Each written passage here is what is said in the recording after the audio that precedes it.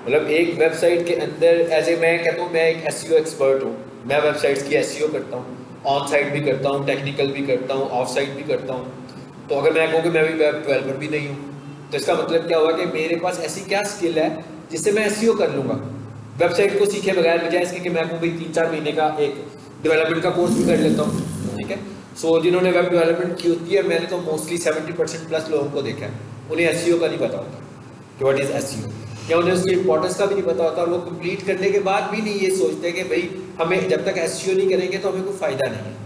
फ़ायदा क्यों नहीं है कि आप जब गूगल पे कोई वेबसाइट देखते हैं, तो वेबसाइट तो मिलियंस ऑफ वेबसाइट्स हैं गूगल के ऊपर, तो सिर्फ वेबसाइट का बनाना, तो इस चीज़ की कोई गारंटी नहीं है कि हमें बिजनेस लीड्स मिल सकती हैं उससे। हमें बिजनेस लीड्स यानी क्यूरीज तो उस वक्त मिलेंगी जब हमारी वेबसाइट नज़र आएगी। तो जब आपकी वेबसाइट नज़र नहीं आ रही, और मिसाल के तौर पर आपने ₹1,00,000 की वेबसाइट बनवा ली, ₹80,000 की वेबसाइट बनवा ली, 2 लाख की वेबसाइट बनवा ली, मगर आपकी वेबसाइट आती नाम से ही है, जैसे आपका विजिटिंग कार्ड, उसी तरह अगर आप अपनी वेबसाइट को भी देखने लगे हुए हैं, तो उस वेबसाइट का तो कोई फ़ायदा नहीं है। वो तो इससे तो बेहतर है कि आप कोई प्रोफाइल बनाएं, पीडीएफ बना रहे हैं, किसी को भी आपकी इन्फॉर्मेशन चाहिए हो, पीडीएफ भेज दिया करें उसको कि भाई ये हमारा बिजनेस है, ये हमारे क्लाइंट्स हैं, सब कुछ बता दिया उसको।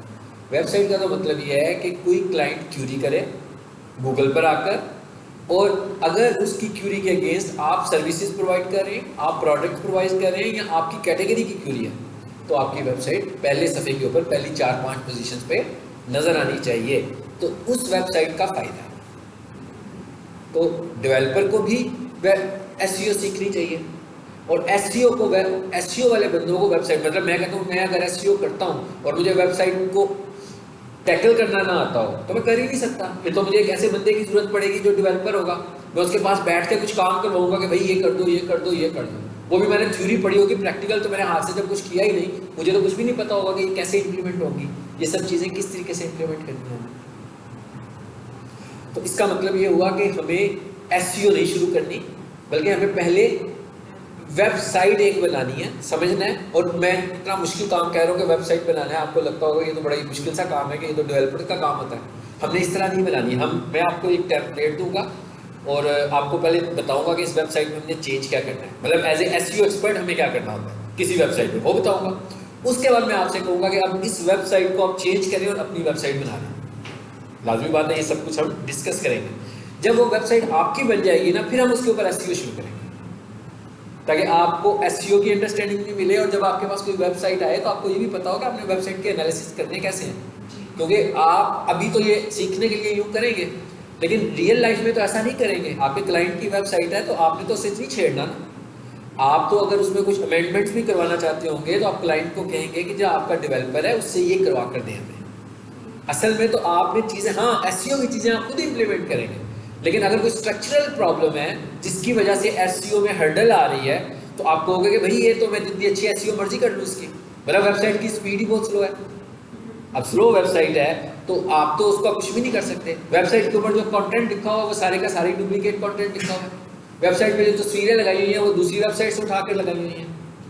तो अब तो मैं वेबसाइट बनाना शुरू हो जाऊँगा फिर उसकी, तो हम उसको पहले ये बताएंगे कि भाई ये चेंजेस होने वाली है। अब चाहे वो हमें कहेंगे कि आप करवा लीजिए, हमारा तो डेवलपर गायब हो चुका हुआ है, अब तो हमारे हाथ में नहीं है, तो लाजमी बात है फिर मुझे किसी डेवलपर से हेल्प लेके करवानी पड़ेगी, या मैं जितनी अभी आपको एडिट बताऊंगा उसके थ्रू आप खुद चेंजेस कर लेंगे। ठीक है। अब अगर मैं आपको एक वेबसाइट दिखाऊं, वही वेबसाइट दिखाऊंगा जिसमें हम काम करेंगे, और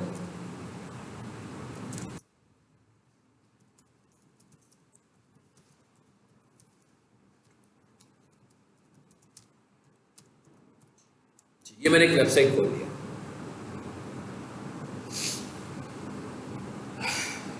अगर मैं आपको एक वेबसाइट दिखाता हूं और आप ये समझते हैं कि इस वेबसाइट में ऐसा क्या है जो हमें चेंज करना है, यानी जो हमें समझना है, तो मैं अगर आपको इस वेबसाइट के कुछ एलिमेंट्स दिखाऊंगा तो वो बहुत सर्टेन एक ही तरह के एलिमेंट्स हैं जो रिपीट हो रहे हैं पूरी वेबसाइट पर। मतलब तस्वीर है, लोगो है तो ये भी तस्वीर है, एक मेन्यू बना हुआ है जो हो सकता है कि मुझे कम करना हो सकता है मुझे बढ़ाना हो। ठीक है, हो सकता है कि एज ए एसईओ एक्सपर्ट मैं इस मेन्यू से कन्विंस ना हो, मैं कहूँगा भाई इसमें एक आइटम और होना चाहिए, कोई आर्टिकल्स के नाम से एक आइटम ले आओ, कोई ब्लॉग के नाम से एक आइटम ले आओ। मतलब आर्टिकल क्या चीज़ है, आर्टिकल का क्या मतलब है कि भाई एक वेबसाइट है, अब वेबसाइट के ऊपर स्टैटिक कंटेंट तो आ गया, लेकिन कोई डायनामिक कंटेंट भी तो होना चाहिए ना। कोई ऐसी चीज़ आपकी वेबसाइट पे होनी चाहिए जो डेली बेसिस पर नहीं तो कम से कम हफ्ते में एक आधी दफ़ा चेंज होती हो, ताकि आपकी वेबसाइट रोटेशन, जैसे OLX है, ठीक है ना, जैसे दराज है, ये कैसी वेबसाइट्स हैं कि ऐसी वेबसाइट्स हैं जिन पे मुसलसल कुछ ना कुछ होता रहता है। कुछ एक आधी वेबसाइट ऐसी भी होती है, जी जी आ जाइए। अब कुछ ऐसी वेबसाइट्स भी हो सकती हैं, वालेकुम सलाम, आ जाए, बेशक करीब आ जाए। कुछ ऐसी वेबसाइट्स भी हो सकती हैं जिनकी इंफॉर्मेशन स्टैटिक है, मतलब उनकी रिक्वायरमेंट ही स्टैटिक की है, मतलब उनको वही दिखाना है बस जो कुछ उनके पास है। जैसे कि कॉलेज है तो कॉलेज वालों ने अपना सारा डाटा दिखाया हुआ है, किसी की कोई शॉप है, उसकी शॉप में जो चीज़ें मौजूद है उसने लिख कर दे दी है, बस और कुछ होता ही नहीं उसके अंदर। तो क्या करे वो, उसके वेबसाइट के ऊपर ट्रैफिक जनरेट तो नहीं हो रही होगी बहुत ज़्यादा। हाँ, वेबसाइट पर ट्रैफिक कैसे जनरेट हो सकती है, जैसे मैं ये एक वेबसाइट आपको दिखा रहा हूँ, अगर हम इस वेबसाइट को देखें तो ये दिख रही है हमें कि भाई ये कोई कमर्शियल इक्विपमेंट सेल कर रहे हैं, जो रेस्टोरेंट्स में यूज़ होता है, जो किचन्स में यूज़ होता है, कमर्शियल किचन्स में यूज़ होता है। तो उसमें पिज़्ज़ा ओवन वगैरह भी आ जाते हैं, चूल्हे भी आ जाते होंगे, आइसक्रीम मशीनरी भी आ जाती होगी। अब ये क्या करेंगे, इन्हें क्या करना चाहिए, इन्हें ये करना चाहिए कि इस वेबसाइट के ऊपर एक इनका मेन्यू ऐसा होना चाहिए जिसके ऊपर ये अपडेट्स देते रहें।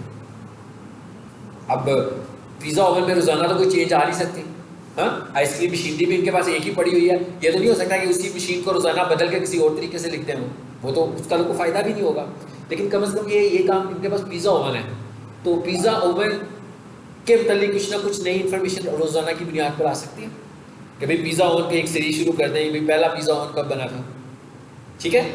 अच्छा, उसके बाद पिज़्ज़ा ओवन के अंदर बनने वाली चीज़ें कितनी सारी होती हैं, ठीक है, वो क्या कर सकते हैं, अपने ही चैनल के ऊपर आर्टिकल्स की सूरत में लिख सकते हैं कि नाम ये इस पिज़्ज़ा ओवन पे ये पिज़्ज़ा बनता है, ठीक है, ये इसकी रेसिपी है इसको बनाने की। अब मसला क्या है, हमें चाहिए कंटेंट और हमें चाहिए फ्रेशनेस, ताकि अब होगा क्या, बहुत सारे लोग अब उनके चैनल पे आएंगे, अब वो बंदा भी उस पर चैनल पर आएगा जो कोई पिज़्ज़ा की रेसिपी ढूंढ रहा होगा, पिज़्ज़ा बनाने की रेसिपी ढूंढ रहा होगा, हो सकता है वो बंदा भी आए जिसने पिज़्ज़ा खरीदना हो। अब जब हम पिज़्ज़ा बनाना सिखा रहे होंगे और उसमें एक छोटी सी वीडियो बना दें कि जनाब पिज़्ज़ा चल रहा है, हम साथ बताई जा रहे हैं कि ये पिज़्ज़ा आ गया, ठीक है, ये डो है इसकी, इस तरह लगा रहे हैं, अंदर टाइमर आ रहा है, अब मशीन नज़र आ रही है, मशीन नज़र आ रही है। जब उसने पिज़्ज़ा की रेसिपी पूरी बना दी, एंड पर उसने बताया कि जनाब ये पिज़्ज़ा ओवन है, ये पाकिस्तान का नंबर 1 पिज़्ज़ा ओवन है, ठीक है। अब बेसिकली मार्केटिंग किसकी हुई, पिज़्ज़ा ओवन की हुई, लेकिन बैक पे हम दिखा के आ रहे थे पिज़्ज़ा की रेसिपी। मैं CCNA की एक दफ़ा क्लास ले रहा था, तो उधर से मैंने कुछ वीडियोस डाउनलोड की हुई थी, तो उसके ऊपर उन्होंने पूरा CCNA पढ़ाया था। CCNA क्या होता है, नेटवर्किंग होती है, ठीक है, बड़े लेवल की नेटवर्किंग होती है, तो उसमें बहुत सारी डिवाइसेज इस्तेमाल होती हैं। तो उन्होंने सारा लेक्चर नेटवर्किंग का दिया और उसके अंदर उन्होंने डिवाइसेज यूज़ की थी। लाजमी बात है, जब डिवाइसेज के बगैर तो लेक्चर ही नहीं दे सकते। एंड पे उन्होंने लेक्चर के एंड पे अपनी डिवाइस की मार्केटिंग की थी कि जिस वक्त नंबर 1 डिवाइस जो है वो नेटवर्किंग में ये वाली है। सो ये एक स्ट्रेटजी होती है मार्केटिंग करने की, कि आप चीज़ दिखाएं पहले कि आपकी आउटपुट इससे ले रहे हैं, उसके बाद जब आप दिखने वाले को लगेगा ये बहुत अच्छी आउटपुट आई है, तो उन्हें ये पता होगा कि कहाँ से आई है, ये आउटपुट निकली किस जगह से, उसकी मार्केटिंग हो गई ना। बजाय इसके कि वो मार्केट स्ट्रेटजी की बजाय हम एक इश्तिहार बना देते हैं और तस्वीरों को घुमा फिरा कर दिखा रहे होते हैं कि ये मशीन है, इधर से खरीद लो, ये इस तरह देखें, इस तरह लगती है, इस तरह घुमा कर देखें, इस तरह लग रही है, ये इसकी लाइफ टाइम है, कोई इतना कन्विंस नहीं होगा।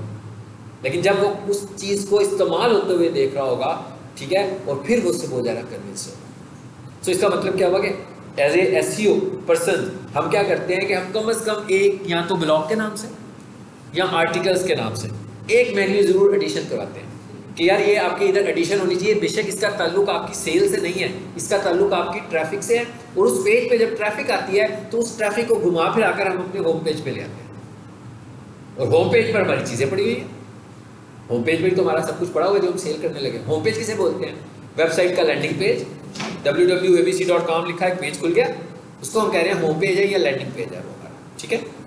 अब अगर मैं ये देख रहा हूँ तो इसमें है क्या, ऊपर सोशल मीडिया के बटन आ रहे हैं, अच्छा, उसके बाद नीचे तस्वीर है, टेक्स्ट है, तस्वीर है, टेक्स्ट है, तस्वीर है, सब कुछ वही है, एक ही तरह की चीज़ें रिपीट हो रही है ना पूरी वेबसाइट के ऊपर। देखें वही चीज़ें, फिर टेक्स्ट, तस्वीर, उसके बाद क्या आ रहा है नीचे, गूगल मैप आ रहा है, यानी कि उनका एड्रेस आ रहा है, ठीक है, फिर टेक्स्ट आ गया, फिर सोशल मीडिया के बटन आ गए, तो क्या मतलब कोई बहुत मुश्किल काम तो नहीं है, वही चीज़ें जो बार बार रिपीट हुई हैं। यानी अगर मैं आपको टेक्स्ट लगाना सिखा दूँ, टेक्स्ट को समझा दूँ कि ये टेक्स्ट ऐसे लिखा हुआ है इसके अंदर हमने, तो इसका मतलब क्या हुआ कि इस पूरी वेबसाइट के टेक्स्ट की अंडरस्टैंडिंग तो आपको मिल गई। उसके बाद अगर मैं आपको इमेजेस का भी बता दूँ कि भाई ये इमेज कैसे लगता है इसमें, तो जितने भी इमेजेस लगे हुए हैं तो मेरा ख्याल है 70% तो वेबसाइट वैसे ही कवर हो गई ना। उसके बाद ये मैप कैसे लगा हुआ है और इसको हमने कैसे फुटर डिक्लेयर किया हुआ है, ठीक है। इतनी सी वेबसाइट है जिसकी हमें अंडरस्टैंडिंग लेनी है, और इसके लिए हमें कुछ थोड़ी सी कोडिंग समझनी है। हमें सारी कोडिंग नहीं समझनी। अगर मिसाल के तौर पर मैं आपको ये कहूँ कि भाई इसमें मैं राइट क्लिक करता हूँ और व्यू पेज सोर्स करता हूँ तो इसको देखूंगा तो आप तो डर जाएंगे, है ना। मैं करता जा रहा हूँ, ये खत्म ही नहीं हो रही है।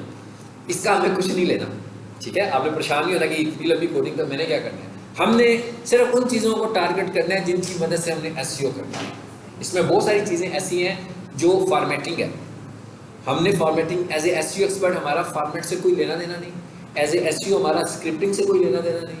हमें एसईओ से लेना देना किसका है, मेन टैग्स से लेना देना, ठीक है। अभी मैंने आपको कुछ नहीं बताया कि टैग्स क्या होते हैं, ये भी नहीं बताया। अभी मैंने आपको सिर्फ एक वेबसाइट दिखाई है और आपको उसका मुश्किल वाला आस्पेक्ट भी दिखाया है और आसान वाला आस्पेक्ट भी दिखाया है। यानी हमें इस चीज़ में कंफ्यूज नहीं होना कि ये क्या है, बल्कि यहाँ से मैं आपको आइडेंटिफाई करवाऊंगा सिर्फ वो चीज़ें जिन पे हमें काम करना है। तो आपने उन्हीं चीज़ों पे जाकर ढूंढ कर उसको काम करना है। बस ढूंढने का तरीका भी देखेंगे कि हमने उनको फाइंड कैसे करना है यहाँ पे, ठीक है। चलो जब इधर आ जाते हैं, इसको करते हैं बंद, इस साइड पे वापस आ जाते हैं। अगर मैं इस वेबसाइट को देखूँ तो ये जहाँ पर मैं माउस ड्रैग कर रहा हूँ इस वक्त, तो यहाँ पर आपको एक छोटी सी तस्वीर नज़र आ रही है।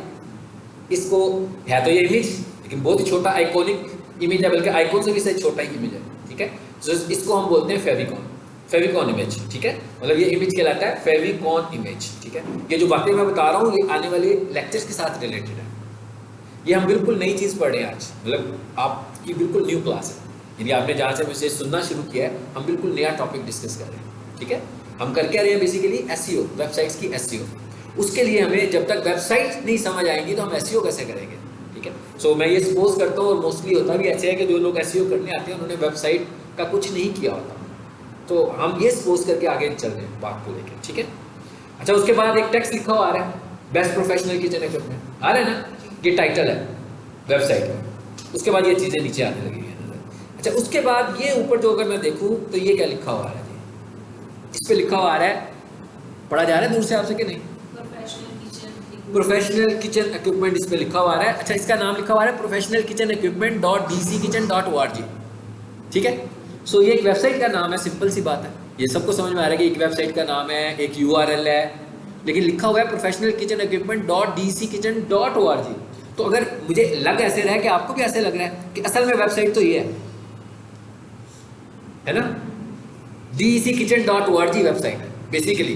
तो वो जो शुरू वाली है वो क्या चीज़ है, वेबसाइट तो आपको भी पता है ऐसी होती है ना, yahoo.com, google.com, वेबसाइट geo.tv, तो मतलब असल वेबसाइट तो ये है।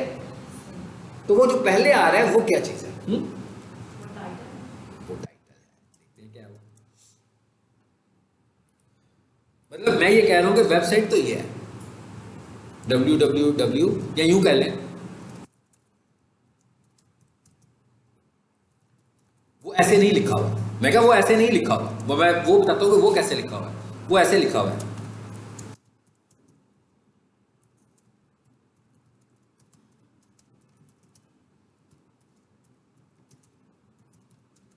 वो हो खत्म ही हो गया, जगह ही खत्म हो गया वापस, हाँ जी, वो ऐसे लिखा हुआ है। यानी ये क्या है हमारे पास, ये है इसकी डोमेन, ये मेन डोमेन है हमारे पास। यानी कि आपकी जो वेबसाइट है वो क्या होती है, एक डोमेन होती है। मैं बताता हूँ व्हाट इज डोमेन, डोमेन से क्या मुराद है। अच्छा, नीचे वाली जो चीज़ मैंने लिखी हुई है वो क्या है, तो ये भी डोमेन है, इसका मतलब है मैं कि ये भी डोमेन है ना, ये तो समझ में आ गई डोमेन है। मतलब अगर वो डोमेन है तो ये भी डोमेन ही है, इतना हिस्सा।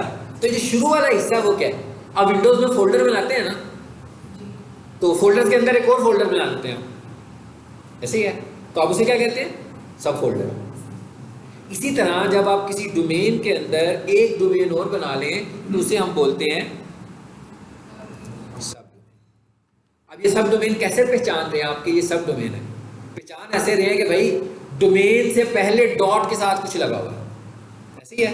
मिसाल के तौर पर अगर मैं ये कहूँ, थोड़ा मुख्तसर करके कहूँ, तो आप क्या कहोगे कि क्या है ये abc.com लिखा मैंने जी, क्या चीज़ है? डोमेन है कि सब डोमेन है? डोमेन है ये।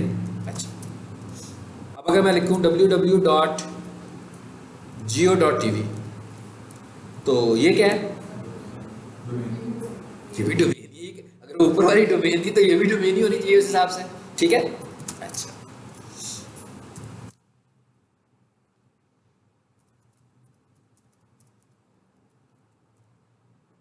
urdu.com.pk, अभी डॉट ने कंफ्यूज कर दिया यहाँ पे लाके, है ना? अब क्या ये डोमेन है कि सब डोमेन है? स्टिल डोमेन है, ठीक है? अच्छा, ये क्या है? इसमें डबल डॉट कैसे आ गया?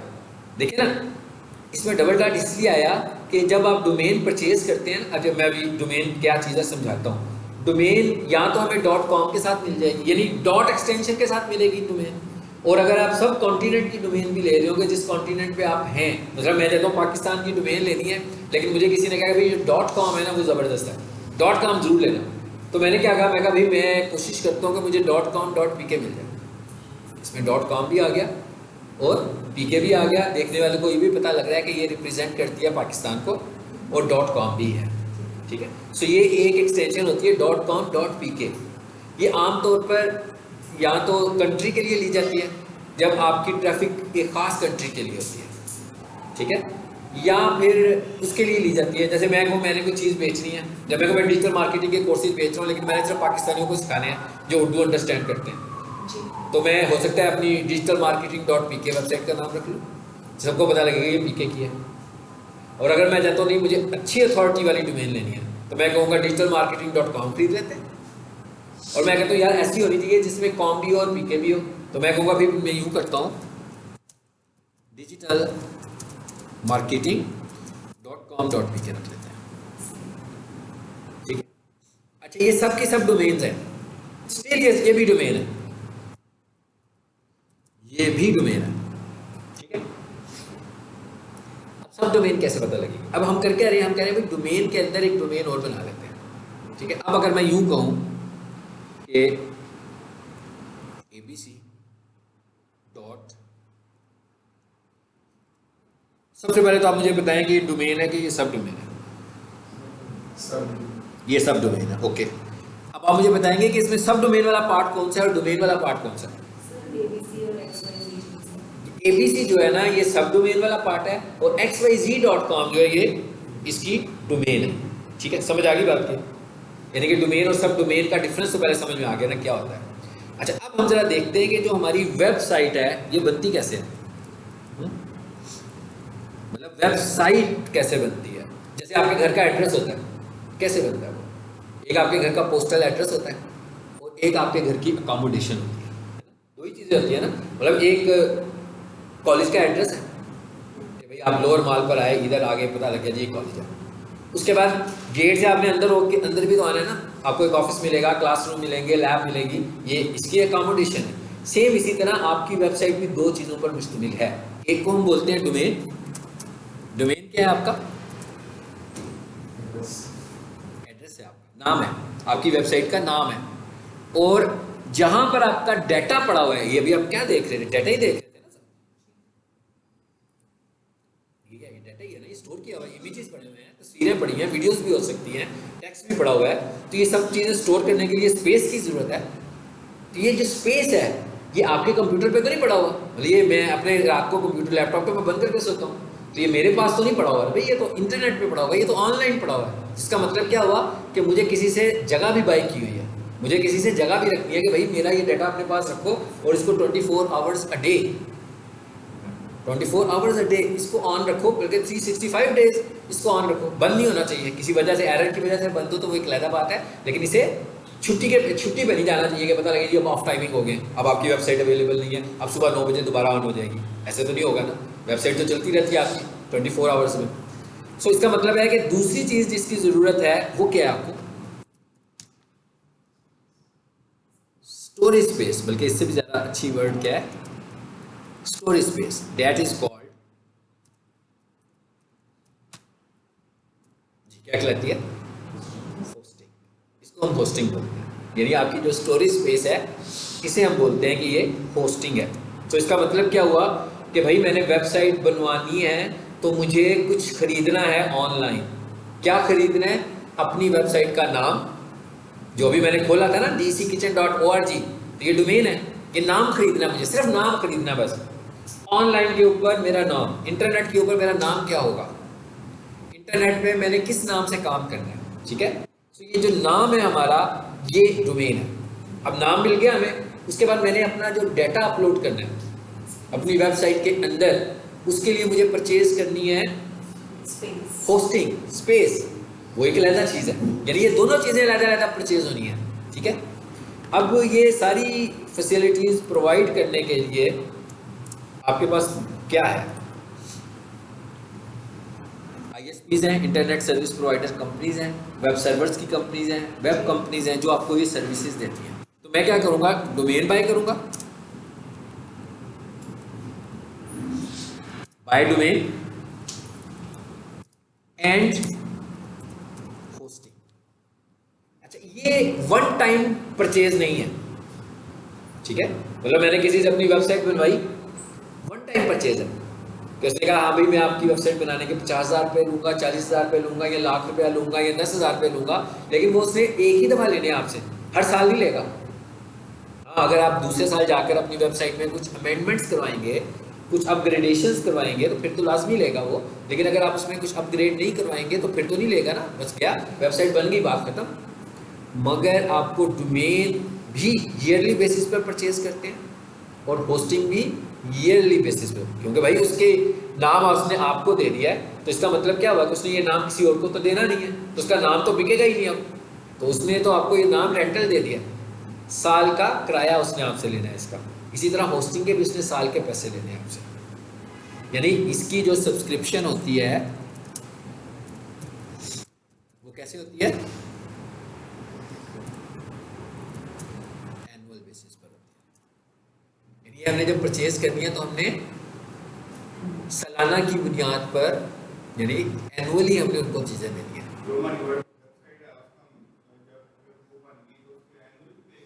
वेबसाइट तो मुझसे आपने बनवा ली, मैंने आपको कहा भाई मैं आपकी वेबसाइट 50,000 रुपये में बनाऊंगा, आपने कहा इट्स ओके जी 25,000 रुपया ले लें, 25 में आपको उस वक्त दूंगा जब मेरी वेबसाइट बन जाएगी। आपकी वेबसाइट बनी, आपने वही 25,000 दिया, आप सेटिस्फाइड हो गए, आपने कहा ओके सर, मतलब अब मेरा और आपका रिलेशनशिप खत्म। लेकिन आपने डोमेन परचेज करनी थी, ठीक है। हो सकता है मैंने आपसे कहा कि जनाब आपकी जो डोमेन है ना वो हमें मिल रही है 4,000 रुपये की, और आपकी जो होस्टिंग है ना वो हमें मिल रही है 6,000 रुपये की, तो ये 10,000 रुपये आपने हमें एक्स्ट्रा देना है साल का। अब अगर आप मेरे से ही लगे रहते हैं तो मैं आपसे हर साल 10,000 रुपया लेके आपकी डोमेन और होस्टिंग को रिन्यू कराऊंगा, लेकिन उसमें मैं आपको कोई अपनी वेबसाइट डेवलपमेंट की सर्विसेज नहीं दे रहा हूँ। अगर आप ये कहेंगे कि यार हमें एनुअली ना कुछ अपग्रेड्स भी कराने होते हैं, साल के बाद हमने वेबसाइट में कुछ अपग्रेडेशन करवानी है, उसके चार्जेस क्या लेंगे, तो मैं आपसे कहूँगा भाई जब अब साल गुजरेगा आप मुझे अपग्रेड्स बताओगे तो मैं बता सकता हूँ ना कि मैं कितने पैसे लूँगा, मैं पहले तो नहीं डिसाइड कर सकता, ठीक है। हाँ, अलबत्ता अगर आप कहते हैं कि नहीं आप यूँ करें कि हमारी मेंटेनेंस के लिए वेबसाइट की आप हमारे साथ ही रहें, ठीक है, तो मैं उनसे फिर कहूँगा कि फिर यूँ करते हैं मंथली कोई पैकेज डिसाइड कर लेते हैं कि आप मुझे मंथली इतनी पेमेंट कर दिए कीजिए, तो उसके अगेंस्ट आप जो कहेंगे कर लेंगे। मतलब आप मुझे मंथली, सपोज मैं कहता हूँ कि भाई आप मुझे ना मंथली 2,000 रुपीज़ भेज दिया करें, ठीक है, तो कुछ छोटी मोटी अपग्रेडेशन होगी, जो वेबसाइट बन गई हुई है उसमें कुछ इश्यूज़ आएंगे, हम उन्हें रिजॉल्व कर लेंगे। वैसे मेरी तरफ से ये है कि आपकी वेबसाइट में इशू कोई नहीं आएगा, ठीक है। हाँ, आपने कोई चेंज करवानी हो तो वो एक अलग बात है, लेकिन इशू कोई नहीं आएगा। तो अब ये बात हो गई किसकी जी? डोमेन की भी और होस्टिंग भी। अब ये समझ में भी आ गया कि हमें सबसे पहले क्या करना है, डोमेन या होस्टिंग बाय करनी है। अब इस काम करने के लिए हमारे पास मुख्तलिफ कंपनीज हैं जो हमें ये सर्विसेज देती हैं।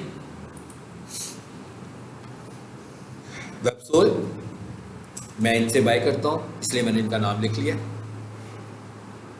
इनकी वेबसाइट पर जाएं। ये आपको इसलिए बता रहा हूँ, अब ये चीज़ें आपको डेवलपर से परचेज करने की ज़रूरत नहीं है, ठीक है। मतलब ये आपको डेवलपर को कहने की ज़रूरत नहीं कि भाई मुझे ये परचेज कर दें, ये चीज़ें तो ऑनलाइन अवेलेबल है, खुद परचेज करें।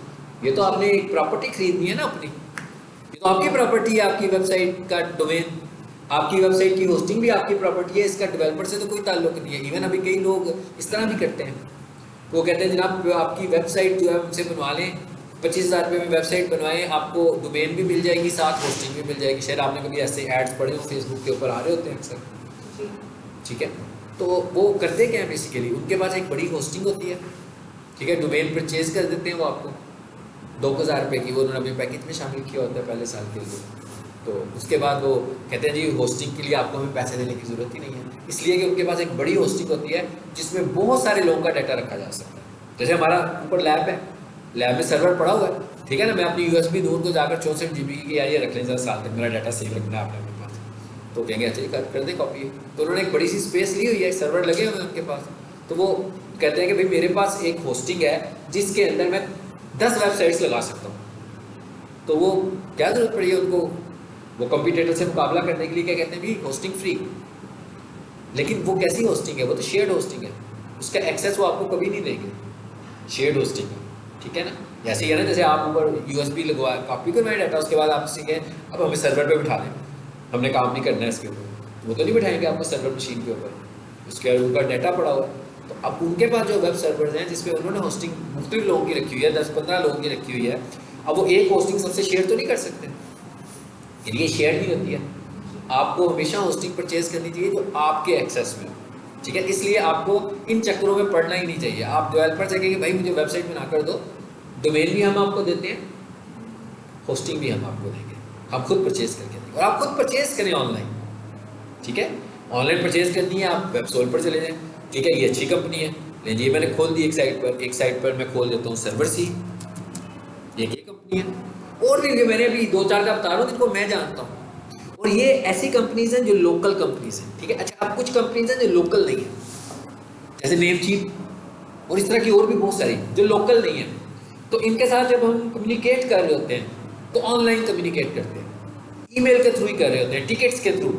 टिकट्स पता है ना आपको, कोई आप कहीं पे कंप्लेंट करें तो उसकी टिकट जनरेट हो जाती है ना, कि भाई ये टिकट नंबर याद रखिएगा, तो उसमें हम किसी ह्यूमन के साथ बात नहीं कर रहे होते बेसिकली। वो हर बार ऐसे नहीं होता कि भाई उनका नंबर हो तो मैं को कॉल करके उनसे कहूँ भाई मेरा मसला सुन लो, प्रॉब्लम ये मेरे साथ चल रहा है, बल्कि वो ईमेल के थ्रू ही करनी है। नेमचीप में मुझे भी रिसेंटली बहुत सारे प्रॉब्लम्स आए कि भाई उसके साथ एक्सेस ही नहीं हो रहा भाई उनसे, लेकिन वेबसोल इनका रिप्रेजेंटेटिव बैठा होता है, कोई भी मसला होता है सीधी कॉल करते हैं, ईमेल भी करते हैं, मतलब टिकट भी जनरेट करवाते हैं, टिकट जनरेट करवा के कॉल करके उसको अपना प्रॉब्लम बता देते हैं, तो रिजॉल्व जल्दी हो जाता है। तो कोशिश करनी चाहिए कि जो पाकिस्तान की GoDaddy है उनका भी कोई बंदा नहीं अवेलेबल होता है यहाँ पे, वो भी हम ईमेल के थ्रू उनसे बातचीत कर रहे होते हैं, टिकट के थ्रू उनसे बात कर रहे होते हैं। हालांकि GoDaddy बहुत अच्छी रेपुटेशन है, बहुत अच्छी रेपुटेशन वाली वेबसाइट, ये सब अच्छी रेपुटेशन वाली वेबसाइट्स हैं, यानी ये जितनी भी होस्टिंग है ये सब अच्छी हैं, लेकिन हमें अपनी कंफर्ट देखनी है। हमें ये देखना है कि भाई मैं कॉल कर लूँ भाई सीधा सर्वर सी के कॉल करूँ, उन्हीं के बंदे से बात हो जाए मेरी, कितनी अच्छी बात है, ठीक है। तो सर्वर सी में भी ह्यूमन फोर्स बैठी होती है, इसी तरीके से इनके ऑफिस भी लाहौर में मौजूद हैं, हम इनके ऑफिस में जाकर इनसे बात कर सकते हैं। तो हमें ऐसी होस्टिंग डोमेन बाय करनी चाहिए जो लोकली अवेलेबल हो, जिनके ऑफिस लोकली हो, उनकी लोकल टीम भी हो, ताकि आप उनसे अच्छा कम्युनिकेट कर सकते हो। हालांकि इनके पैकेज थोड़े से एक्सपेंसिव भी होंगे दूसरों की निस्बत, लेकिन इसमें आपको सर्विस अच्छी मिलती है जिनकी जो लोकली अवेलेबल होती है, ठीक है। इधर से बाई कर लें। बाई करने का क्या तरीका है, साइन अप करें, वो खुद ही बता देगा भाई ये पैकेज है, ये देखिए नीचे आ गया पैकेजेस, आगे ये मंथली सब्सक्रिप्शन, हाँ जी, ये बता पर मंथ रहे हैं क्योंकि वो एनुअल बताएंगे तो आप डर जाएंगे ना, ठीक है। तो उनका मंथ के हिसाब से बताते हैं और चार्ज एनुअल करेंगे, ठीक है। चार्ज वो एनुअल करेंगे आपसे, मंथली नहीं होती है, ठीक है। और वो कह रहे हैं ना पे ऑनलाइन, मतलब देखिए सब कुछ खुद ही है, टोटल कंट्रोल है आपके पास, आपको कौन सी चीज़ है। फॉर एग्जाम्पल ये वाला पैकेज देखें इनका, शेयर्ड होस्टिंग, ये क्या लिखा हुआ जी, वर्डप्रेस होस्टिंग, इसको भी हम वर्डप्रेस को भी अभी डिस्कस करते हैं। अनलिमिटेड होस्टिंग, ये $4 का क्या मतलब होता है, 12 मल्टीप्लाई 4 48, 48 को आज के रेट में करें जरा क्या बनता है, अप्रॉक्सीमेट क्या बनता है, अप्रॉक्सीमेट 300 का लगा के करें, 1200 नहीं 12,000 के हैं तो मैं मान लूँ, नहीं मैं कह रहा हूँ 300, ये एक महीने का हो गया ना 1200, हाँ एक महीने, अब एक महीने को 12 से मल्टीप्लाई कर दें, 12 months ही होता है तो नहीं आपने कहा ना 1200 को 12 से मल्टीप्लाई करें तो कितने हो गए, टोटल कितने पैसे बन गए,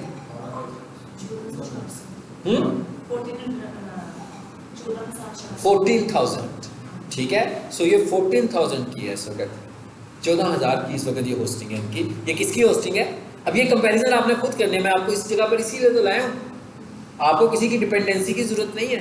ये नहीं है कि मेरे से 2 महीने पढ़ते रहे और उसके बाद मुझे कह रहे हो कि सर होस्टिंग खरीद दें। ठीक है, ये तो गलत है, ये तो गलत अप्रोच है।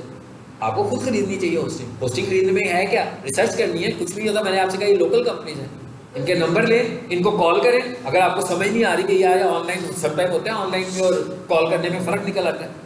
अगर आप किसी दूसरे बंदे को बीच में इन्वॉल्व करेंगे तो लाजमी बात है वो तो अपना कमीशन रख के करेगा ना।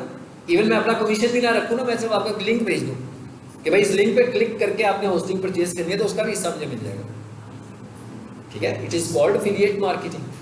मैं कह ये एफिलिएट मार्केटिंग है कि भाई उन्होंने मुझे एक लिंक दिया हुआ है कि इस लिंक के थ्रू जो लोग भी परचेज करेंगे वो उनको फ्री मिल जाएगा आपसे।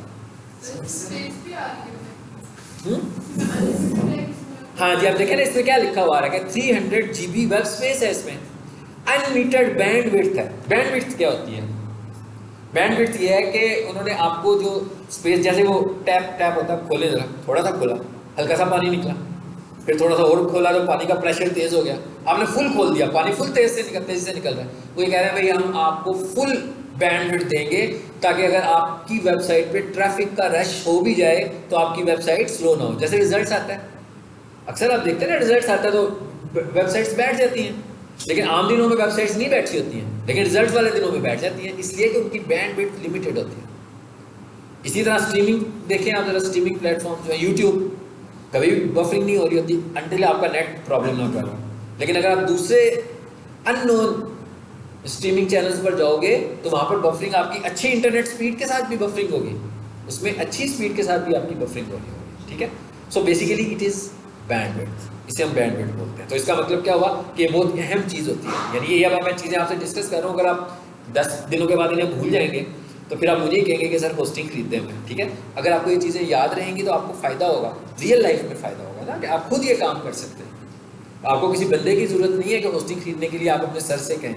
मैंने आपको बता दिया कि सर भी बोनस ले लेते होते हैं। ठीक है, उनका तरीका क्या होता है, वो आपको ऐसे नहीं कहेंगे कि कमीशन आपसे पैसे ज़्यादा लेंगे, बल्कि वो आपको एक लिंक भेजेंगे, वो कहेंगे जितने भी मेरे स्टूडेंट हैं सब जिसने होस्टिंग खरीदनी है ना, इस लिंक पे क्लिक करके खरीदें। तो जब आप उस लिंक से खरीदेंगे ना तो खुद ही मेरे अकाउंट में पैसे आ जाएंगे। It is called affiliate marketing. आप देखते नहीं फेसबुक पे अक्सर आ रहे होते हैं लिंक्स कि जनाब पाकिस्तान की नंबर 1 इंटरनेट की सर्विस यहाँ से मिलती है, इस लिंक पे क्लिक करके बाय कर लें। तो बेसिकली इज एफिलिएट मार्केटिंग। वो एफिलिएट मार्केटिंग हो रही है, वो उनके अकाउंट में वो जो लिंक है ना, उस लिंक के अंदर उस बंदे का आईडी छुपा हुआ है। उस लिंक के थ्रू जब ऑर्डर जाएगा ना वेबसोल के पास, तो बेसिकली वो जो उसके अंदर उसका कोड है ना, एक्सपोज कर लिंक 786 कोड लगा हुआ है उस लिंक में, 786 लिखा हुआ है या 723 लिखा हुआ है, तो 723 उसका आईडी है। उस 723 के आईडी से उसके अकाउंट में पैसे जाने हैं।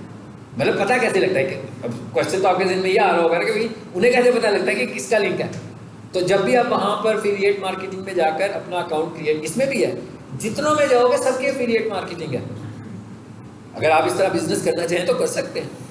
क्या, अगर आप ये एफिलिएट मार्केटिंग वाला बिजनेस करना चाहें तो आप कर सकते हैं। इसी तरह इतनी सारी ई कॉमर्स की वेबसाइट्स हैं, वो भी कहती हैं भाई यहाँ पर आकर अकाउंट बनाएं, हमसे एफिलिएट मार्केटिंग का लिंक कर लें और मार्केट करें हमारी चीज़ों को। तो आपकी लिंक से जो भी ऑर्डर आएगा उसके पैसे हम आपको भेज देंगे। कमीशन 10%, 15%, 20%, जितना भी उनका होता है उतना कमीशन आपको आता रहेगा। बहुत सारे ऑर्डर जनरेट होंगे तो बहुत सारा कमीशन आपको आ जाएगा। ठीक है, अगर वेब सोल वाले अपनी एडवर्टीजमेंट कर रहे हैं ऑनलाइन और उनको बिजनेस मिल रहा है, तो अगर आप भी एडवर्टीजमेंट करेंगे वेब सोल का लेकिन अपने लिंक के थ्रू, तो आपको भी पैसे मिलेंगे ना। नहीं, लिंक पे क्लिक करने, परचेज करने से। मैं क्या, परचेज करने से, लिंक पे क्लिक्स की गेम नहीं है ये, परचेज की गेम है। Affiliate marketing is a game of purchases, यानी 10 परचेज होंगी तो 10 परचेज का मुझे मिल जाएगा। अगर कोई भी बंदा उस पेज तक गया और उसको समझ आ गई कि ये क्या हो गया, तो मैं वेब सोल पे आ गया हूँ भाई, तो मैं सीधा इधर आ जाता हूँ, इस लिंक के थ्रू क्यों आया हूँ। तो अगर वो उस लिंक से परचेज नहीं करेगा बल्कि डायरेक्ट वेब सोल की वेबसाइट पे जाके परचेज करेगा, फिर आपको कुछ नहीं मिलेगा। लेकिन वो उस लिंक से परचेज करेगा, उसका आपको फ़ायदा मिल जाएगा। ठीक है, तो ये अभी हमने देख लिया जी, ये इतना पैकेज है, ये इतना पैकेज है, ये इन्होंने बताया जी 14,000 की ये होस्टिंग है। अच्छा, और क्या कह रहा है इसमें, देखिए, unlimited bandwidth, unlimited email accounts, कहता है जितने मर्जी ईमेल अकाउंट्स बनाओ, मगर याद रखें कि 300 GB आपको स्पेस मिल रही है। ये अनलिमिटेड की गेम भी यहाँ पे रुकी हुई है आकर। ठीक है, मिसाल के तौर पर मैंने अनलिमिटेड में से सिर्फ 5 अकाउंट्स बना लिए 100 GB के, तो 300 GB तो गया ना यहीं पे। आपका ईमेल अकाउंट, गूगल का जो ईमेल अकाउंट है उसकी लिमिट है ना कि भाई कितनी स्पेस है उसमें। हाँ वो 15 GB आती है ना। फॉर एग्जाम्पल मैंने 3 अकाउंट्स बनाए 100 GB के, सपोज करके आपको बता रहा हूँ, तो 3 अकाउंट्स में स्पेस तो गई, आपकी वेबसाइट भी जाएगी उसमें तो। सो ये अनलिमिटेड नहीं है, ठीक है ना। मतलब अनलिमिटेड का मतलब ये है कि हाँ आप 200 MB के जितने मर्जी बना लो, इससे कोई प्रॉब्लम नहीं होगा। लेकिन जब कोई बड़ी होगी, जैसे किसी की कंपनी का जो बॉस है, जो डायरेक्टर है, उनको तो ज़्यादा स्पेसिस की ज़रूरत है। तो अब ये कौन से ईमेल्स हैं? ये जीमेल का ईमेल नहीं है, ये सर्वर ईमेल्स हैं। सर्वर ईमेल्स का क्या मतलब है?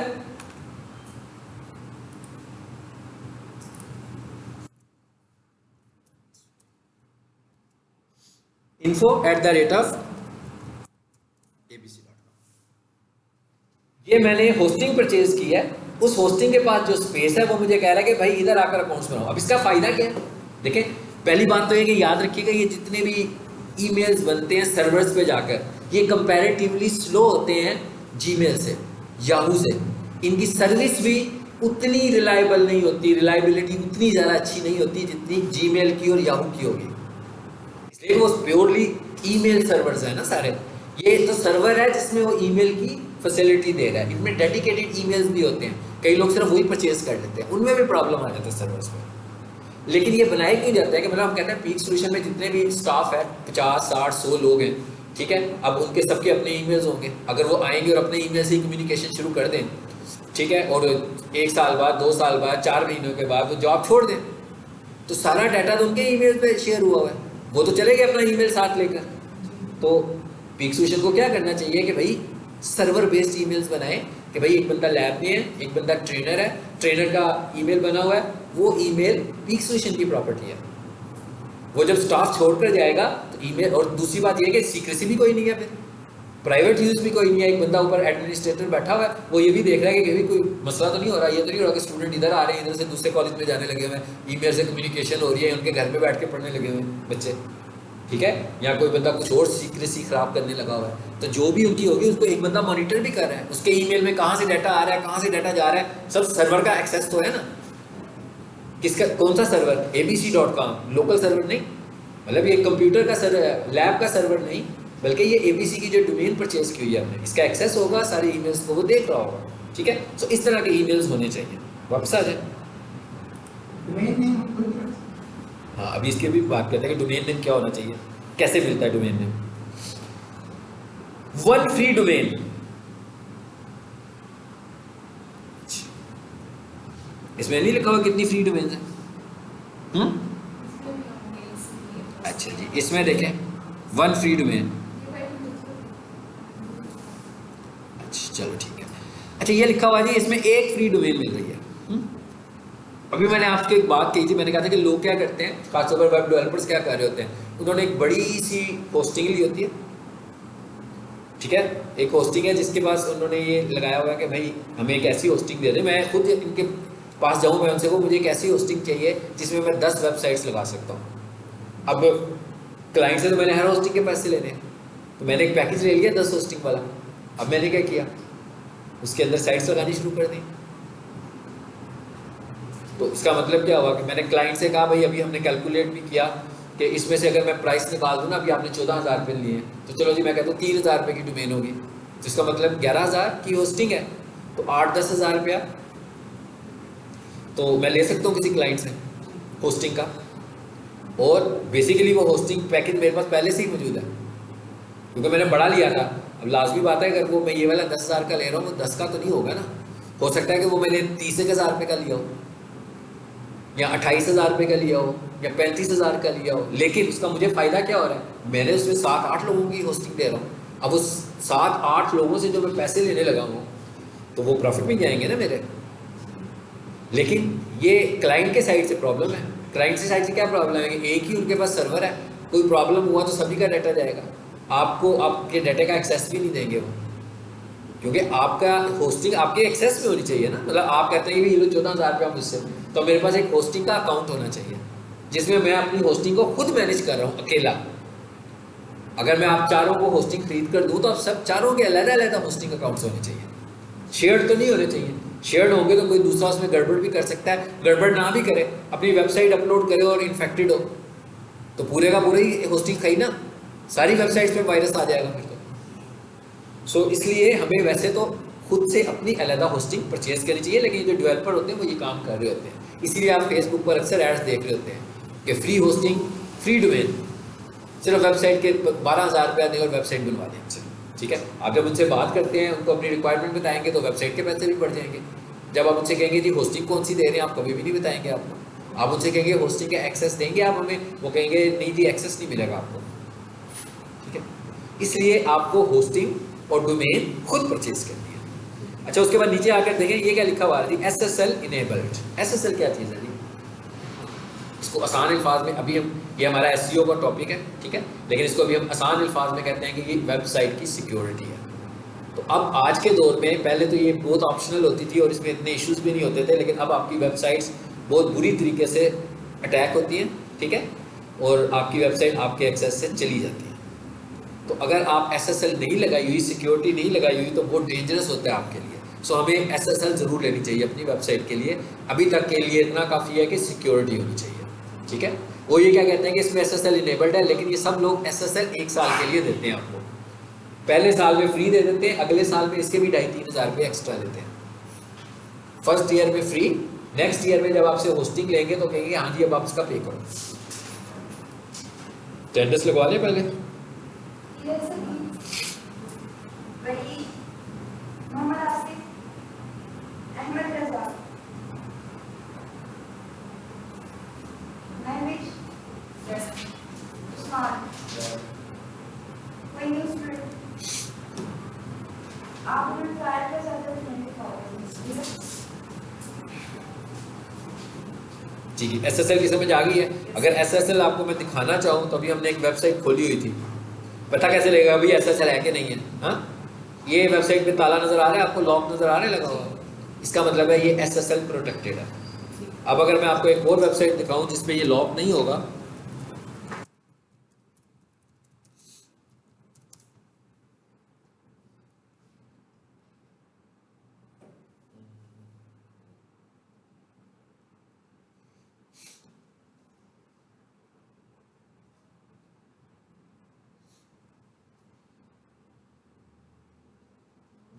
फर्क पता लगा कि नहीं पता लगा? देखिए इसके साथ क्या लिखा हुआ है, नॉट सिक्योर। कहते हैं ये वेबसाइट आपकी सिक्योर नहीं है, ये भी चली जा रही है, वह काफ़ी अर्से से चली जा रही है ना, लेकिन जब अटैक होगा तो कोई गारंटी नहीं होगी। भैया आपने तो SSL ली नहीं हुई थी तो हम कैसे? SSL is something else, antivirus security something else, ठीक है ना। SSL तो क्या है कि आपकी वेबसाइट हैक नहीं होगी, बाहर से जो गुजरते हुए हैक होती है ना आपकी, ऑन द वे ट्रैवल करते हुए डाटा एक जगह से दूसरी जगह, वो हैक नहीं होगी। लेकिन वायरस तो आपके सिस्टम से आना है ना, जैसे आप डाटा शेयर कर रहे हैं अपनी होस्टिंग पर, अगर उसमें वायरस होगा तो वायरस अटैक भी होगा। इसका मतलब ये हुआ कि हमें एंटीवायरस प्रोटेक्शन अगर लेनी होगी तो वो अलग मिलेगी, वो अच्छी खासी एक्सपेंसिव होगी। एंटीवायरस प्रोटेक्शन बहुत एक्सपेंसिव होगी। तो अगर आपकी लैपटॉप में कोई हल्का फुल्का सा भी वायरस हुआ और वो शिफ्ट हो गया तो आपकी वेबसाइट गई, आपकी होस्टिंग भी साथ डिस्टर्ब हो गई, फिर बार बार आपको अपनी होस्टिंग को रीसेट करवाना पड़ेगा उनसे कि जनाब इसको रीसेट करें, वो इन्फेक्टिव, वो आप उनसे कहेंगे वायरस आ गया, वो कहेंगे ये आपके थ्रू आया, तो आपने एंटीवायरस प्रोटेक्शन तो ली हुई, एंटीवायरस प्रोटेक्शन भी ले हमसे, फिर आपको कुछ फ़ायदा हो जाएगा उसका, ठीक है। ठीक हो गया, चलिए जाइए वापस। अभी मैं आपको एक कंपनी की रिसर्च करवा रहा हूँ, ऐसे ही है ना सर? इसका कोई और हल नहीं है अगर हम परचेज नहीं कर रहे हैं, जैसे आप कह रहे हैं बहुत एक्सपेंसिव? हाँ, इसका हल है ना, शेयर जो लोग दे रहे होते हैं वो थोड़े पैसे लेंगे आपसे। मिसाल के तौर पर मैं अगर किसी बंदे को कहूँ, कोई बंदा मुझे होस्टिंग परचेज कर दें, तो मैं कहूँगा भाई होस्टिंग और उसका पैकेज 10,000 का मिल जाएगा आपको, मैं दे दूँगा। उसके बाद अगर मैं चाहूँ तो मेरे पास एक होस्टिंग ऑलरेडी मौजूद है और उस होस्टिंग में अभी मेरे पास एक डोमेन लगाने की ऑप्शन भी मौजूद है, पैसे तो मैंने दे दिए हुए उसके और देने भी लगा हूँ ऑलरेडी। तो अगर मैं उस बंदे से कहूँगा हाँ जी आप 5,000 रुपया मुझे दे दें, आपको होस्टिंग नहीं खरीदनी पड़ेगी अलहदा से, तो मैं उसको 5,000 तो मेरा प्रॉफिट ही है, मैं तो ऑलरेडी पे करूँ ना 10,000 रुपया एक वेबसाइट का, और उसमें उसने मुझे वैसे ही कहा हुआ कि भाई 4 होस्टिंग लगा सकते हो या 3 होस्टिंग लगा सकते हो, तो अभी तो मैंने हो सकता है एक ही होस्टिंग लगाई हो, तो मेरा तो बचत हो गई ना उसमें। लेकिन उसकी सिक्योरिटी इतनी नहीं है, उसको मैं एक्सेस तो नहीं दूंगा ना cPanel का, यानी कि वो सी पैनल तो नहीं यूज़ कर सकता, क्योंकि सी पैनल तो मेरा है भाई, सी पैनल तो किसी और क्लाइंट का है जिसकी होस्टिंग में स्पेस मौजूद थी, तो मैंने उसको एक्सेस दे दिया था। हाँ, वो वेबसाइट इंजॉय करता रहेगा अपनी, इवन उसने अगर वेबसाइट में कोई फाइलें अपडेट करवानी हो, वो भी कहेगा जनाब मैंने ये फाइलें अपलोड करनी थी, मुझे ज़रा एक्सेस दे दें।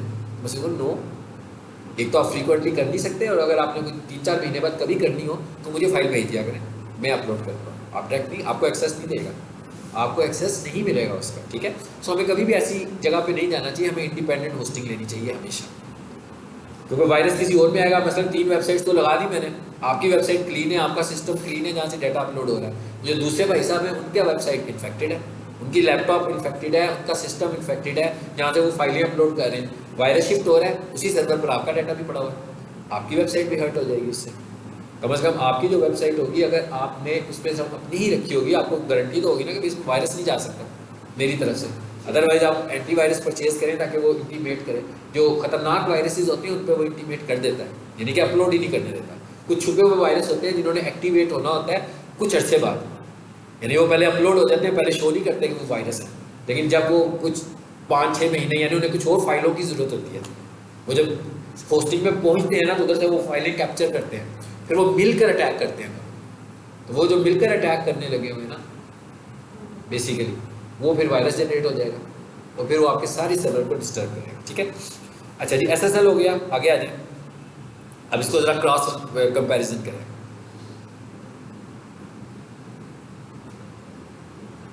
जी, 200,000 विजिटर्स पर मंथ इस पे आ सकते हैं, क्योंकि ये वर्डप्रेस की होस्टिंग है।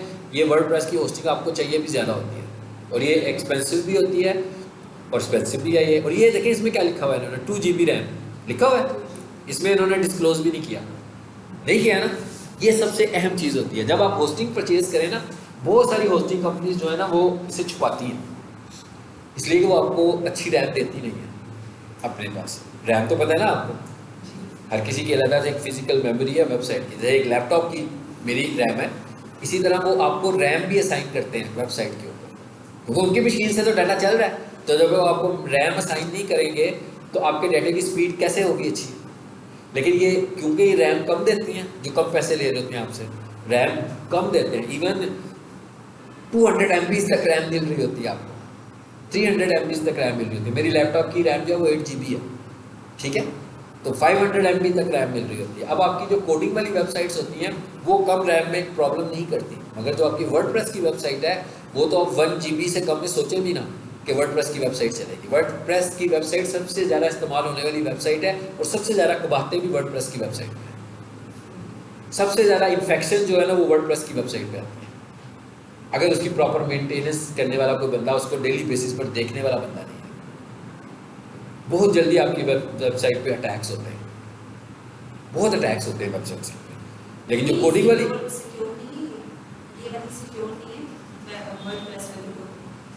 सिक्योर होती है, लेकिन इसमें अटैक ज़्यादा होते हैं। अभी कंपैरिजन करूँगा ना कोडिंग को और वर्डप्रेस को, फिर इसको हम ज़्यादा डिस्कस करेंगे इसमें। अच्छा, उसके बाद आगे क्या लिखा हुआ आ रहा है, बाकी चीज़ें सब सेम आ रही है तकरीबन, है ना।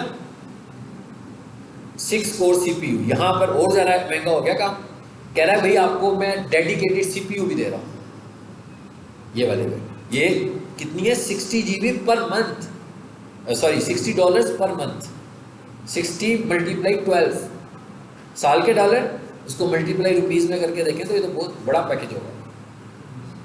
इसीलिए वो आपको पूरा एक दे रहे हैं, ये उनके लिए जो बड़ी कंपनीज हैं उनके लिए। और कह रही है आप ऑनलाइन परचेज करें, भाई किसी थर्ड पार्टी को ढूंढने की क्या ज़रूरत है, आपको कोई कमीशन देने की ज़रूरत नहीं, आपके पास वीज़ा कार्ड आपका अपना होना चाहिए। पेमेंट मेथड दिए हुए, वीज़ा कार्ड सबके पास ही होता है, क्रेडिट कार्ड या डेबिट कार्ड जो भी है आपका, वीज़ा कार्ड बना बैंक से बनवाएं, डायरेक्ट पेमेंट करें यहाँ से, ठीक है। आपको बीच में थर्ड पार्टी को इंस्टॉल करने की ज़रूरत ही नहीं है, वो आपसे अर्न करें। इसी तरह ये भी आपको मैंने सिर्फ गो थ्रू करवाया एक कंपनी को। ये कौन सी कंपनी थी, सर्वर सी, पैरेलल मैंने एक और कंपनी भी खोली हुई थी शायद यहाँ पे, है ना, वेबसोल। मेरे पास दोनों के अकाउंट्स हैं, ठीक है। इधर आए जरा, इसको देखें,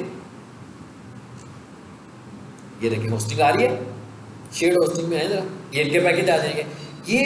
ये रिसर्च है जो आपको करनी है डिजिटल मार्केटर के तौर पर, खुद पढ़ नहीं सकते, ये जेहन में रखें। इट इज़ नॉट पॉसिबल कि मैं आपको ये चीज़ें पढ़ाऊँ, मैं आपको एक रास्ता दिखाया, ठीक है ना। बजाय इसके कि मैं आपसे कहूँगा होस्टिंग खरीदनी हो तो मेरे से रब्ता करें, ठीक है। मैंने आपको बताया कि आपने डायरेक्ट होस्टिंग बाय करनी है, तो इसका मतलब क्या हुआ, जब आपने डिजिटल मार्केटिंग के कोर्स में एडमिशन लेना था तो आपने रिसर्च की होगी ना, कहाँ जाए भाई, किधर से पढ़ें, इस जगह से पढ़ना चाहिए, कहाँ से अच्छा नॉलेज मिलेगा हमें, फिर आप यहाँ पर आए होंगे। इसी तरह आपने जो काम भी करना है as a digital marketer self research की बेस पे करना है। अगर आप रिसर्च नहीं कर रहे तो आप डिजिटल मार्केटर ही नहीं है। याद रखें कि डिजिटल मार्केटर्स क्रिएटिव होते हैं। अगर आप क्रिएटिव माइंड्स नहीं है तो इसका मतलब आप डिजिटल मार्केटिंग नहीं कर सकते। It is not a course, कोई ऐसा नहीं है किताब के 50 सफ़ों का कोर्स है, कोई 200 सफ़ों का कोर्स है जो आप कर लेंगे, ये ऐसा नहीं है। आप ये समझ लें कि अगर इसके 40 पेजेस हैं ना कोर्स के, तो इसके 4K क्रिएटिव माइंड्स हैं, 4K पेजेस ऐसे हैं जो कि आपने खुद से डिज़ाइन करने हैं।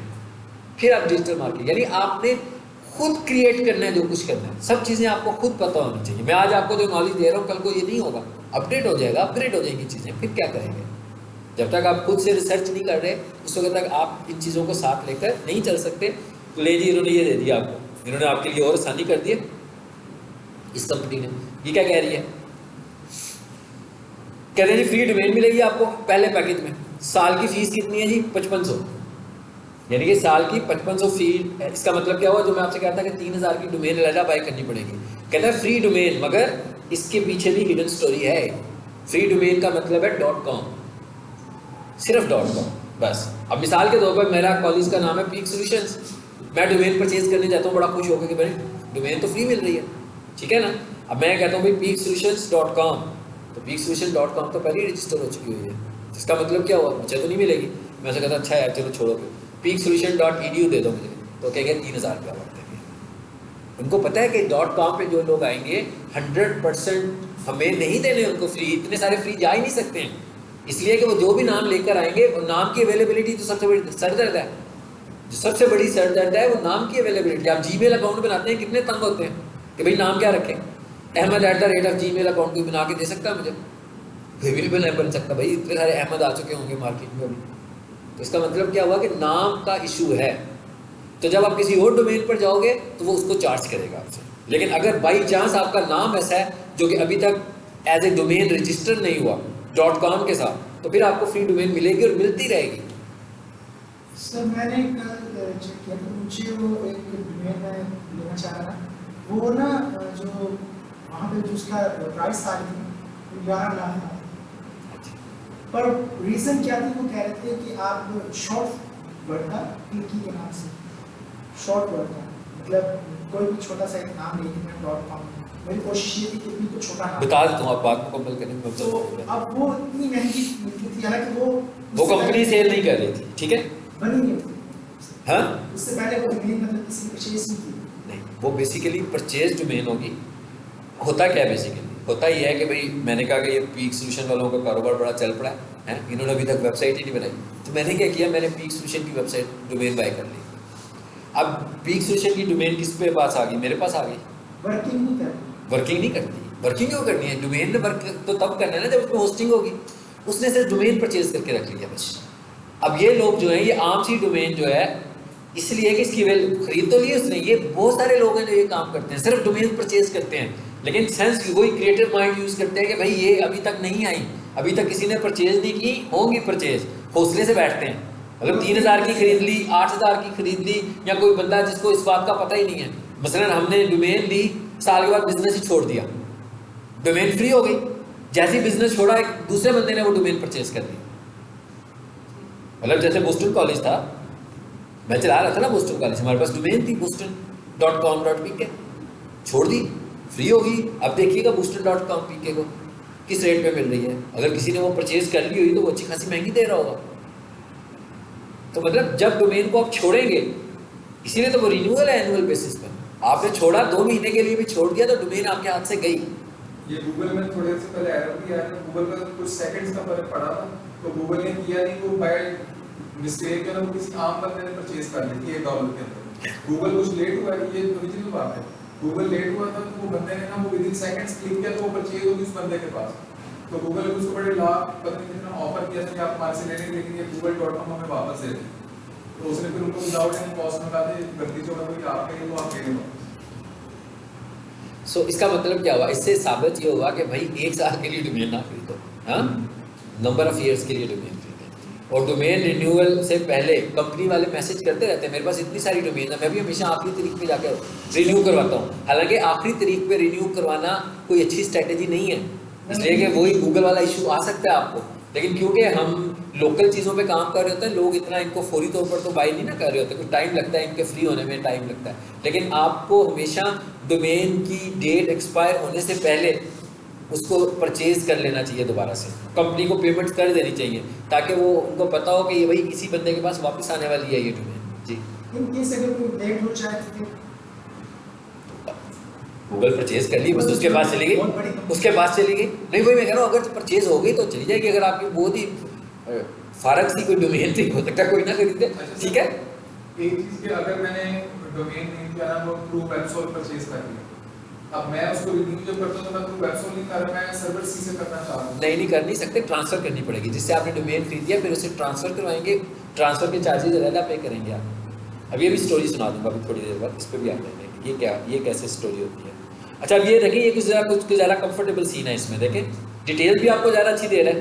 ये कौन है, वेबसोल है, मेरे पास ज़्यादा वैसे इसी के अकाउंट्स हैं। क्या कहता है जी 3 GB web space, 300 GB bandwidth, free domain include. इसका मतलब क्या हुआ कि हर साल आपको 5500 ही देना है, डोमेन के अलावा पैसे नहीं देने, बट .com ये लिखा होगा इसमें, यहाँ पे मेरा ख्याल है लिखा हुआ है, ठीक है। अच्छा उसके बाद लिखा हुआ है अनलिमिटेड ईमेल अकाउंट्स, ठीक है। ये पता नहीं क्या खाली छोड़ दिया उसने। अच्छा जी वायरस एंड स्पैम प्रोटेक्शन दे रहे हैं ये, ठीक है, ये एक्स्ट्रा दे रहे हैं आपको। हालांकि इनकी सर्वर पे वायरस आ जाता है, ऐसे नहीं है। अगर आपकी लैपटॉप में इन्फेक्शन है, ये भी मैंने एक्सपीरियंस किया होगा, कि वायरस वाला डाटा अगर आप अपलोड करेंगे तो इन्फेक्ट करता है होस्टिंग को। मे बी इन्होंने अभी इम्प्रूव कर लिया हो तो एक लेता बात है। अच्छा जी 24 और 36 मंथ डिस्काउंट, कहता है इतने में 24 मंथ्स के लिए खरीदेंगे और 36 महीने में खरीदेंगे तो डिस्काउंट भी मिलेगा आपको, ठीक है, 2 सालों के लिए या 3 सालों के लिए, ठीक है। अच्छा जी रिसोर्सेज एलोकेटेड, मिल गए वही रिसोर्सेज सारे, वो देखें छुपा पड़ा ना 300 MB। अब आपको पता लगे ना रैम इसकी कितनी, अगर इसका मतलब क्या होगा कि अगर आपकी वेबसाइट वर्डप्रेस की वेबसाइट है तो आपके किसी काम की नहीं है, इसलिए कि 300 MB तो चीखे मारेगा, वर्डप्रेस चलाएगा ही नहीं आपकी वेबसाइट को, ठीक है।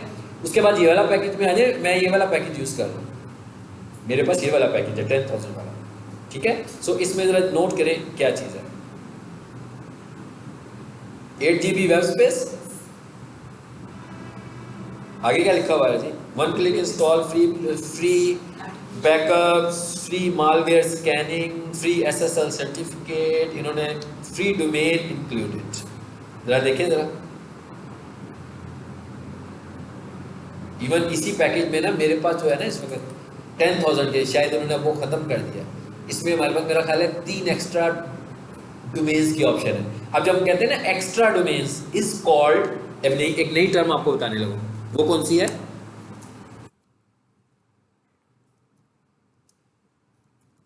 Add on domain.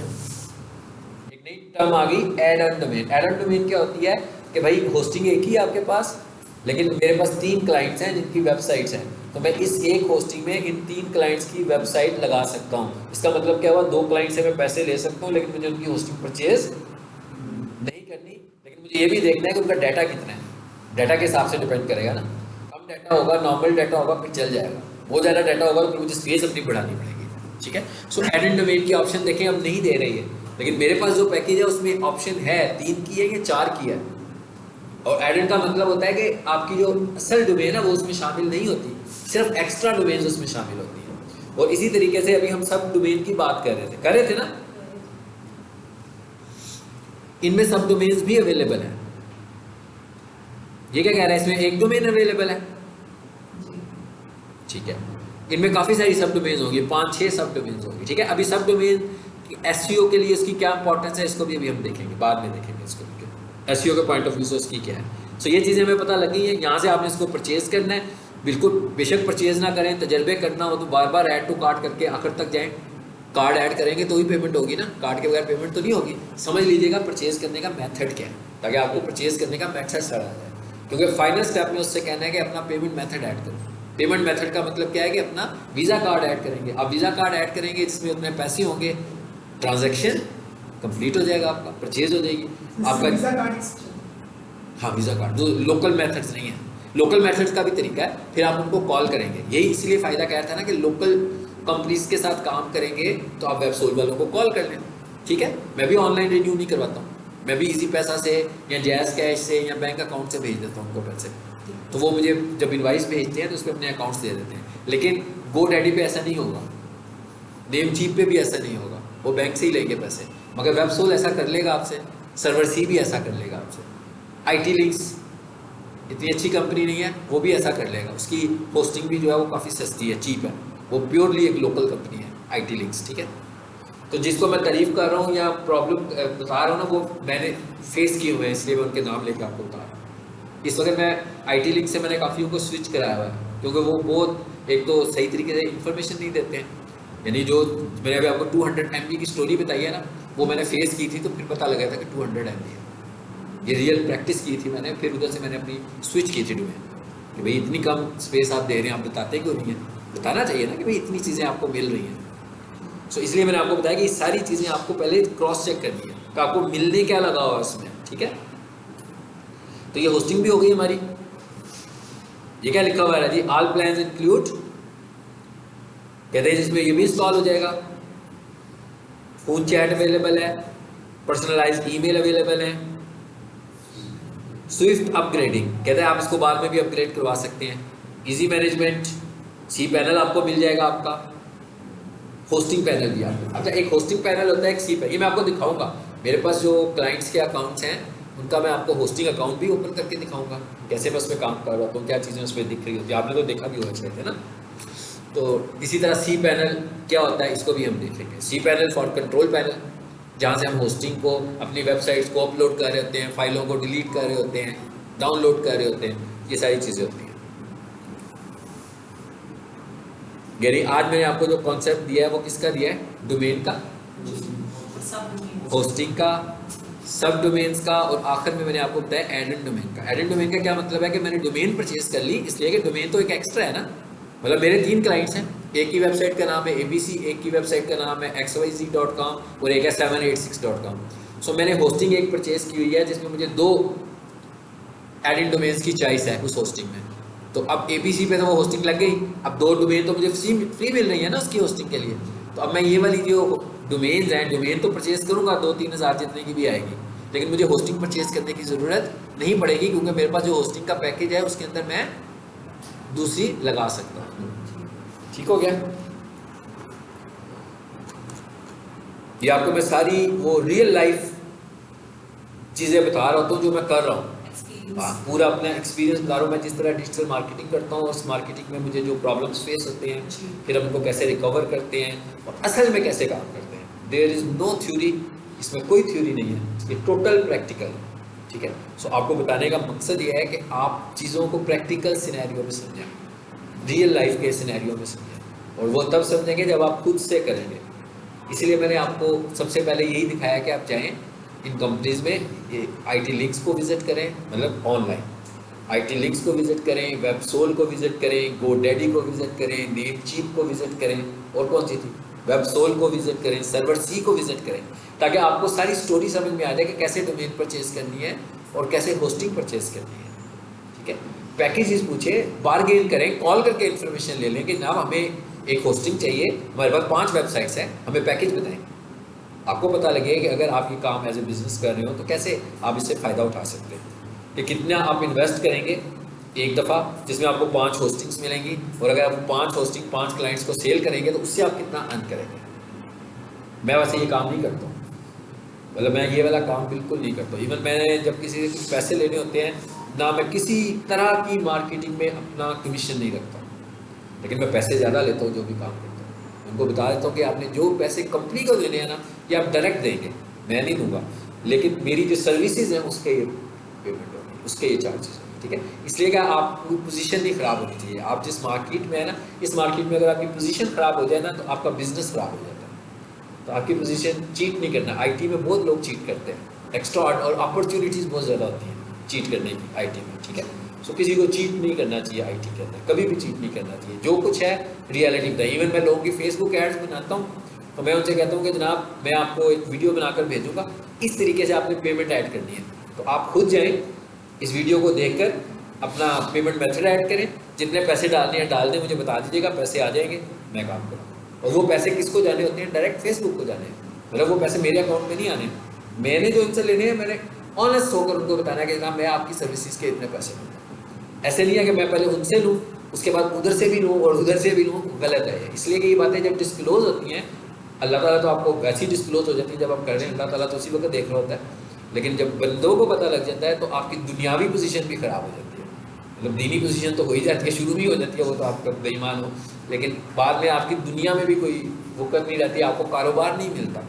बल्कि ऐसे बहुत सारे लोग हैं कि हम किसी से बात करते हैं तो वो तंग आए होते हैं आईटी के लोगों से कि जनाब वो बंदा था, उसने पैसे लिए, अब उसका मोबाइल भी बंद हो गया है, तो अब ये भी हो गया है। तो अगर आपको मार्केट में रहना है तो फिर आपको ऐसे नहीं करना, आपको बहुत क्लीन काम करना है, और जिसको सूट नहीं करना उसे इस अच्छे तरीके से गुड बाय करना है। मैंने इतने सारे लोगों को गुड बाय किया हुआ है और वो क्लाइंट्स मेरे से साल चल रहे हैं। जब आप किसी को गुड बाय करते हैं ना, ये भी एक साइंस होती है बिजनेस लेने की, कि उसे कहें जी सॉरी, जिस तरह आप करवा रहे हैं मैं इस तरह नहीं कर सकता आपके लिए, तो मैंने आपको जो सर्विस दे दी है 1 दिन 2 दिन, इट्स ओके, गुड बाय कर दें। फिर उसको खुद पता लग जाएगा, वो खुद आएगा आपके पास, वापस आएगा कि आप ही से काम करवाना है जी। ऐसे मेरे बहुत सारे क्लाइंट्स हैं जिनको मैंने गुड बाय कहा हुआ है और मेरे परमानेंट क्लाइंट बन गए। क्योंकि आप अगर इस चीज़ पे बिलीव करते हैं ना कि आप ऑनेस्ट हैं, तो लोग आपके पीछे खुद आते हैं। देखें, काम आना एक और बात है, ऑनेस्ट होना एक और बात है, और ये दोनों चीज़ें जब ब्लेंड हो जाती है ना, आपस में मिलती हैं, तो फिर जो चीज़ बनती है वो बहुत ज़बरदस्त बनती है आपके कैरियर के लिए। कि अगर आप शरारती हैं, ऑनेस्ट नहीं है, लेकिन आप एक्सपर्ट आदमी हैं, तो आप थोड़ी देर तक किसी को बेवकूफ़ बना सकते हैं, ज़्यादा देर नहीं बना सकते।